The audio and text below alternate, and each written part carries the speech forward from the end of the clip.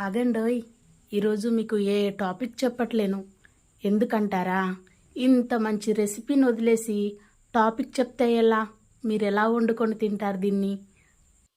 Banjara special సొలాయ్. సొలాయ్ తినని బంజారా వాళ్ళంటూ ఎవరూ ఉండరు.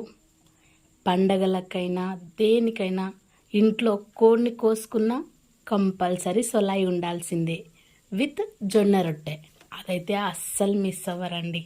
రెండిటి కాంబినేషన్ ఎక్కడ కూడా దొరకదు మీకు, అంత టేస్టీగా ఉంటుంది. సో అది తయారీ విధానం ఎలానో తెలుసుకోవాలనుందా? నేను చెప్తాను. కోడిని కోసాము, బట్ బ్లడ్ అది వీడియో తీయలేదు నేను. కొంచెం గిన్నెలో చింతపండు తీసుకొని దాంట్లో కొంచెం ఉప్పు వేసుకొని పక్కన పెట్టుకోండి. కోడిని కోసేటప్పుడు బ్లడ్ వస్తుంది కదా, ఆ గిన్నెలో దాన్ని పట్టుకొని ఆ వేడి మీదనే చింతపండు బ్లడ్లో పిసికేసేయండి. దాన్ని పక్కన పెట్టి కోడంతా కట్ చేసిన తర్వాత దాంట్లో మెత్తటి ముక్కలు పక్కన తీసి పెట్టుకోండి. మీరు ఏదేది తినాలనుకుంటున్నారో అలాంటి ముక్కలను గిన్నె పెట్టి ఆయిల్ వేయద్దు, అసలే ఆయిల్ లేకుండా ఆ చికెన్ పీస్లను దాంట్లో వేయండి.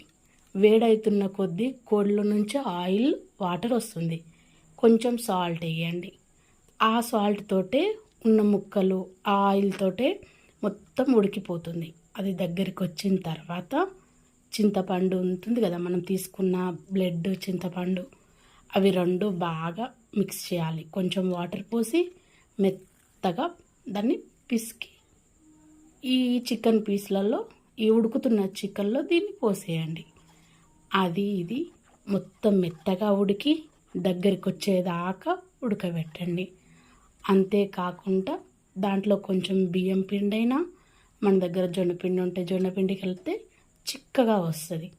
అంతే టేస్టీగా కూడా ఉంటుంది. తింటుంటే తినబుద్ధి అవుతుందండి. అంత మంచి రెసిపీని మీకు చెప్పాను కదా. ఇంకా మరిన్ని వీడియోస్ మీకు చూపించాలి కదా, ఇంకా వెరైటీ రెసిపీస్ మీకు తెలియాలి కదా. మరి మీకు అన్నీ తెలియాలి అంటే నా ఛానల్ని సబ్స్క్రైబ్ చేసుకోవాలి కదా, మీరు లైక్లు వేయాలి కదా.